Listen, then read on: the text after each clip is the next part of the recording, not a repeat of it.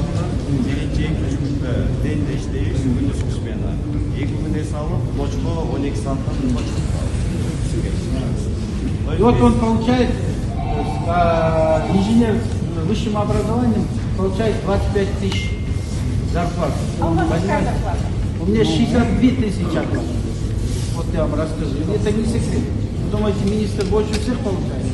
Вот у них вот целыми днями, вот сестренка, семья, муж, вот они сидят здесь работают. Потому что они, как говорится, энергетики с малых лет, и в крови, все везде они энергетики. Это семья полностью энергетика. Вот поэтому вы же говорите, вот энергетики там какие-то баснословные деньги получают. Но у него, у молодого человека тоже высшее образование, у сестренки тоже высшее образование. Вот они такой заход. Потому что они здесь живут, у них семья здесь.